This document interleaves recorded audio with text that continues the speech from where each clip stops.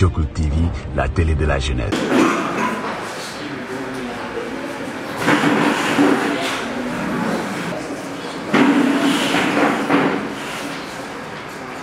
leen di gërëm di leen sant waaw dañ fi ñëw tey comité d'organisation li ñu duppee Rio Digital Show mu nekk benn événement bu mag si wàllu numérique si wàllu xarale yu yees yi loolu nag lu tax mu egg si fii Tëngéej dafa am benn xalaat benn idée boo xam ne Ismaïla Fall sama partenaire bi toog nekk directeur marketing solution center at yi si ginnaaw 2019 dafa lancé woon projet Sénégal Digital Show bi mu ko lancé moom mu ne dafay dem si gox-goxaan yi loolu moo indi mu organiser benn si Bawol organiser sax ñett wala ñeent si Bawol organiser fan yi ñu génn rek matagul sax fukki fan wala benn semaine fii ci Saint-Louis Ndar Digital Show bi mu ñëwee seet si ñu waxtaan ma ne ko wax fa dëgg yàlla xalaat bi baax na defe naa man Tëngéej gëm a dëkk soxla nañu aussi ñu indi ay xalaat wala salon bu rëy boo xamante ne wàllu innovation la wàllu développement la loolu moo indi Rio Digital Show ñu bëgg ko donc organiser du 11 au 14 maanaam mardi bii di ñëw lay nekk cérémonie d'ouverture fii ci hôtel de ville à 16h fekk formation yi daañu ko tàmbali si suba si clôture bi nekk àjjuma le 14 février toujours fii ci hôtel de ville liñ ci gis aussi mooy numérique bi naam gouvernement bi am na ay xalaat yi mu ci def parce que boo leen di dégg agenda 2050 am na ponk boo xamante ne dañ ko jagleel numérique xarale yu wees mu am solo pour que xarale yu wees yi nekk loo xamante ne day permettre ñu gën a baral développement économique gu réew mi gën a baral aussi administration bi maanaam service su administration bi nan la ñuy gën a mën a efficace ci seen liggéey nan la ñuy gën a mën a accélérer développement économique. am na sax benn initiative boo xam ne président de la République war na ko lancer officiellement muy li mu duppee New Deal technologique maanaam xarale yu yees yi ci ban accord ci ban gis-gis nañu war a taxaw ci jamono yi ñu toll pour effectivement développement numérique mën a nekk ci xolu stratégie état yëpp pour accélérer le développement économique. donc loolu dañuy rafetlu ñun initiative bi ñuy def mu nekk ci période boobu nga xamante ne moom la état bi di def loolu. donc le cabinet marketing solution center ak Mac consulting bi nga xam ne maa ko jiite ñun ñooy organiser Rio Digital Show pour fexe ba fii ci département Tëngéej ñu am lu ñu duppee inclusion numérique maanaam kenn bañ a des gannaaw numérique fépp la war a nekk numérique du nekk luxe xarale yu yees yi yéen gis ngeen ko seeni kër yi ku nekk yore nga sa téléphone c'est sa téléphone lu leen nga ciy def donc loolu aussi dafa am solo ñu wax ko. formation yi ñuy def Ismaïla dina ci dellu si dañuy def ay formation yoo xamante ne xale yi duñu fay dara commencé nañu ibbi plateforme ba ñi ñaa ngi inscrire tey am nañu lu dépassé 300 jeunes yoo xam te dina ko gën a yokku donc fii fan yi di ñëw le 5 février dinañu dépouiller ba xam ñan la ñuy retenir finalement si ay modules si ñetti module dinañu def aussi benn concours start-up maanaam entreprise yu yees yi xale yi nga xam ne am nañu ay xalaat boo tax ñu ko tuddee sax idéaton maanaam idées yi xel yi ñu am ay xelu def business ñun ñu ne xel yooyu ñu am pour def business war nañ leen mën a encadrer pour que ñu gën a xalaat seen business gën ko affiner bu ñu génnee fii ñu boole leen ak ay partenaires yoo xam ne dinañ di accompagner pour que idée de projet bi nga xamante ne am nañ ko mu nekk business réel loolu aussi mu mën a nekk luy favoriser développement économique fii ci département bi parce que dina am ay xalaat yu yees yu bari yoo xamante ne xale yi seen bopp dootuñu waxati sax ñoom dañuy chômer mais ñoom seen bopp dañuy créer ay emploi donc loolu c'est extrêmement important bi ci des mooy thèmes yi panel yi wax naa ko sànq nasaraan da ngeen am ñetti thèmes pour accélérer développement wu territoire yi nan lañu mën a sukkandikoo ci xarale yu yees yi boobu nekk na panel bu am solo fii lay amee ci hôtel de ville dina am panel boo xam ne dinañu waxtaane nan la xarale yu yees yi numérique mën a fexe ba chômage bi ñàkkum liggéey ñàkkum xëy bi nga xamante nekk problème mu tar ci réew mi nan nañ ci mën a sukkandikoo pour def ci ay jéego beneen bi aussi mooy nan la ñu mën a fexe ba gën a sensibiliser xale yi si ni ñu utiliser xarale yu wees yi si lu bon si ay saaga si ay yoo xamante ne du noonu dëgg la dinañu wax waxu technologie yu bare gis ngeen intelligence artificielle ni ñu si mën a def am na yu bare yu baax yu ñu si mën a def waaye aussi am na yu bare yu bon yu ñu si mën a def donc yooyu yëpp panel boobu dinañ si waxtaan yi si des aussi partenaires yi ñu am dinañu indi fii seeni exposé pour wan technologie yu yees yi ak yeneen jumtukaay yu ñuy duppee Fab Lab dan nañu mën a mettre à la disposition des jeunes pour que ñoom seeni projet ñu mën a ñëw ñu accompagner leen si loolu donc si loolu aussi il faut ñu remercier parce que si projet bi am nañu ay partenaires d'abord la ville de Rufisque fii ñu nekk nii de remercier le maire de la ville docteur Omar Cissé bi nga xamante ne bi ñu ko seetsee dafa nangu tout de suite nekk partenaire stratégique di remercier le conseil départemental le président Pape Mamadou Fam ñoom aussi ñu nekk partenaire stratégique si projet bi am na aussi Simplon yi nga xamante ne moom aussi dina indi yu bare si wàllu logistique si wàllu ordinateur ak si wàllu formateur yoo xamante ne vraiment dina ko indi à disposition donc loolu moo doon wax ji si tënk di leen remercier ñëpp si ñëw wuyu si bi ngeen wuyu si le comité d'organisation peut-être ma bàyyi Ismaël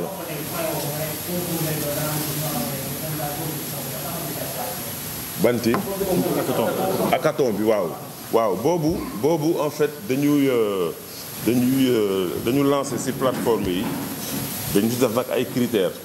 def nañu ay thèmes yi mooy e-commerce commerce électronique mooy transport beneen bi mooy ci agriculture d'abord il faut nga respecter thématique yi nga war a aussi ne man dama sama entreprise bëgg naa ko lancer ci fànn yooyu lan laa ci jublu nan laa ko mën a defee ban application laay utiliser et cetera donc loolu boo postuler dafa am benn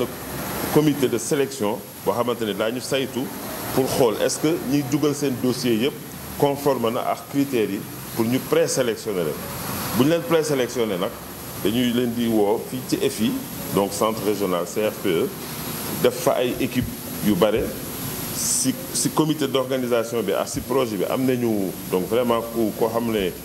xelam dafa màcc si yooyu nekk professeur d'université ñu ngi ko duppee docteur Alex Corentin moom mooy superviser loolu ak yeneen i coach yoo xamante ne dañu jógee si université Amadou Mahtar Mbow may saluer aussi ñoom seen participation scientifique si projet bi ak université numérique Cheikh Hamidou Kane ngeen xam ne université boobu xarala yu bees la daanaka donc forcément foog mu bokk ci ay coach ñooy ñëw daal di encadrer gosses yi pour que ñu affiner seeni projet dina am fukki équipe ci hackathon bi ci concours bi fukki équipe yooyu nag bu ñu liggéeyee après jury bi ñuy mettre en place dinañu évaluer seeni projet dina am aussi ay critères pour que ñu classer leen dina am numéro 1 numéro 2 numéro 3 ñooñuy gañ ñooñu nag nañuy présélectionner dinañ leen jox ay encouragement prix d'encouragement mais li ëpp solo mooy ñooñu dañ leen di accompagner avec les partenaires comme ni ma ko wax sànq Sonatel Orange la DER ak yeneen i partenaires yoo xamante ni USAID et cetera nga xam ne dinañ mën a accompagner les jeunes ci seen projet ba ñu taxawal seen entreprise commencer vraiment opérer te loolu yëpp li ñu siy jublu mooy mu apporter le département de Rufisque apporter le département bi ay koom-koom bu gën a yokku parce que dañ si créer ay emploi parce que dañ créer activité si biir économie. Je vais dire un mot. Oui, tu vas répondre à lui. Bon. Ce sont des cibles qui atteignent de 18 à 35 ans et que la plupart des jeunes qui sont ici au Sénégal ne désirent pas participer à des formations théoriques jusqu'à 3, 4, 5 à 2 ans. C'est la raison pour laquelle le Rio Digital Show va permettre au moins à chaque jeune d'avoir des compétences en un temps record. Moi, on m'a formé d'un programme de 6 ans en 6 mois, grâce à M. Meng qui est là. Au début, les gens nous disaient que c'est impossible. Et on avait plus de 85 programmes de langage de codage. Les gens disaient que nous n'allons pas réussir et on l'a réussi. Et bon, je me suis dit, on va former en 7 jours. Et là, on a descendu. Au Bawal, on a fait 7 jours après 4 jours. On a formé plus de 3700 jeunes de 2019 jusqu'à 2022. Donc aujourd'hui, on a fait le tour du Sénégal, Matam, Ziguinchor, etc. Et récemment, on est allé à Ndar. Ce qui m'expliquait qu'au moins à travers la formation que nous sommes en train de faire, tout jeune qui aura la chance d'être sélectionné à travers cette formation en sortira avec des compétences aussi en tant qu'entrepreneur numérique. Parce qu'aujourd'hui, on a des problèmes pour que chaque jeune soit inséré en entreprise. Vous prenez votre CV, vous allez dans une entreprise, vous déposez. 3 mois, 4 mois, on ne vous répond pas. Maintenant, ce n'est plus la peine au moins que chaque jeune aille dans les entreprises pour au moins se dire que oui, j'ai besoin de stage ou bien j'ai besoin de contrat. Tu es employé 2 ans et après on te laisse partir. Il est temps que la jeunesse seule se réveille en disant qu'avec le numérique, on peut être son propre entrepreneur. J'ai fait 12 ans de service à la Sonatel. 12 ans de service où, après ma formation, je me suis dit je ne vais plus travailler pour une entreprise. Je vais créer mon propre start-up. 2017 jusqu'à présent, alhamdulillah, pourquoi pas d'autres jeunes ne peuvent pas faire comme moi. Il ne s'agit pas d'avoir des compétences à l'école bien quoi que ce soit. Non, non, non. Il suffit juste d'avoir votre smartphone et vous allez réussir. C'est avec votre smartphone que vous allez être au moins sensibilisé et que vous allez apprendre d'autres applications qui vont vous permettre au moins d'être une personne droite, une personne au moins qui va aider sa famille, qui va se sauver lui-même. Comment dire, pour sa vie, autrement dit. Maintenant, taux d'insertion. Ok, pour le taux d'insertion, oui, j'en ai parlé, parce qu'aujourd'hui, après la formation, je l'ai tantôt dit, on va former, on va avoir 100% de jeunes qui auront des compétences dans le numérique, de la création de contenu, des réseaux sociaux, faire du référencement, créer des contenus digitaux comme les multimédias que vous voyez, etc. Comme vous êtes des référents en multimédia. Aujourd'hui,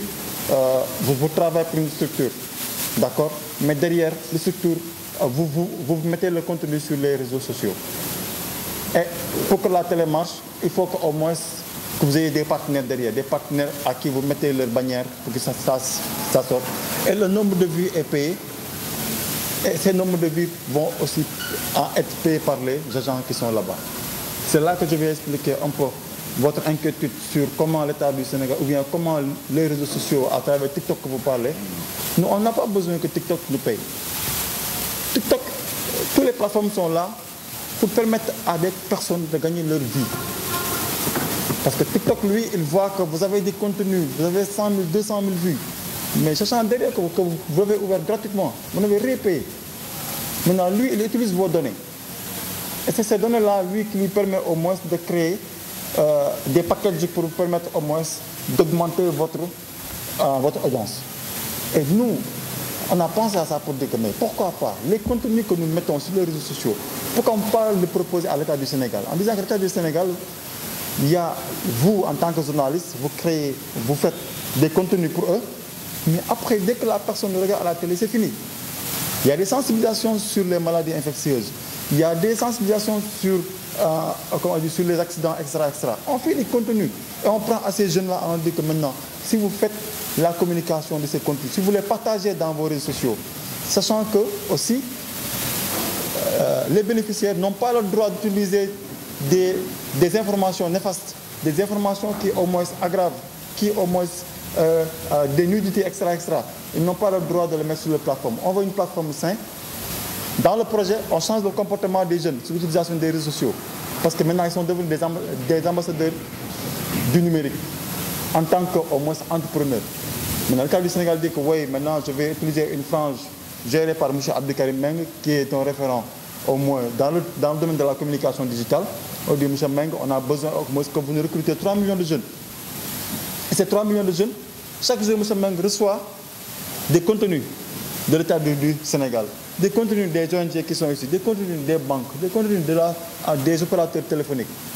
Imaginez combien de milliards on peut récolter. Et si on a 3 millions de jeunes avec 3 milliards de francs CFA,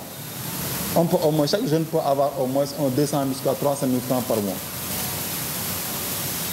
Et si on fait une phase test de 2 ans,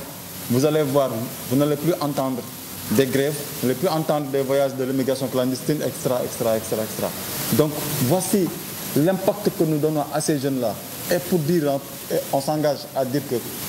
à travers le Rio Digital Show, nous allons créer des entrepreneurs numériques, nous allons donner des compétences techniques aux jeunes aussi participer à l'inclusion du numérique à la ville de Rufisque. Parce que nous allons au moins écouter les autorités de la commune, à savoir au moins les aider un peu sur l'inclusion du numérique et prendre les jeunes qu'on a formés sur le digital, les insérer au niveau de la commune pour qu'au moins qu'ils gèrent tout ce qui est comité manager, site internet, Facebook, etc. pour que la ville puisse au moins montrer ses activités à travers la population sénégalaise, à travers la population rufisquoise. Donc s'il n'y a pas d'autres questions, vas-y. Merci. Dañu gis ni nawetaan day am chaque année fii si Rufisque ak Sénégal ba mu daj monsieur Abdou Karim Mbengue nekk fi benn doomu Rufisque boo xam tey ji moom dafa gëm sport gëm ne au moins à travers le sport mën nañu ko dugal ci biir numérique ñu ne waaw mais attends gis nañ ni chaque jour joueurs yi rek ñooy def mais si biir ASC yi am nañ ay jeunes nga xam dañuy def play e-gaming dañuy def PlayStation dañuy toog ci salle yi di play Abdou Karim Mbengue mu ne xalaat mais Ismaïla waaw mais sama jeunes yi nga xam te ñoo nekk biir Rufisque ñu ciy xalaatee mooy ko mën nañ jël chaque ASC jeune bi nga xam te am na compétence bi fa nekk ñu jël ko indi ko ci biir nga xam ne dañuy am 20 ASC bu su nekk benn nit lay indi mu représenté ASC am léegi ci biir PS5 Pro bi dañuy jël au lieu que muy nekk ay Barça Real wala dara dañ koy renommer turu ASC bi maanaam tey ban ASC moo gën a siiw fii ñu ne ASC par exemple ban ASC moo gën a siiw ASC Colobane moo daje ASC wu lébu gi léegi nekkul ASC équipe bay daje mais dañuy kii indi kenn kii indi kenn ñu daje léegi day am sélection bu ñuy def léegi nag 20 ASC ñoo toog ñu ne acca on va se confronter te bu ñu confronter léegi kuy jël moom mooy jël tournoi wu e-navétane Rio Digital Show première édition 2025. Donc compétition mais tout en sachant qu'à l'intérieur on sensibilise les gens à ce qu'à travers le numérique mën nañ permettre à ce que seen ASC mën na ko ñu xaalis parce que tey ji ASC bi dafa soxla tey ji ay genre ay revenus pour defar ay matcham extra donc man damay demander aux acteurs sportifs là de cas quoi que ce soit d'inclure le gaming le e-gaming dans le sport comme e-navétane dans les activités ça va leur permettre à chaque ASC au moins au lieu mu def ay kermesse def ay sabar def ay lii mais dugal ci e-gaming def ay compétition jaratul ngeen di dem feneen jaaxle jeex na lépp li ngeen soxlaa seen information mu ngi fii si Jokul TV seen bëgg-bëgg mooy suñu yitte ngir taf seen bànneex Jokul TV la télé de la jeunesse abonnez-vous.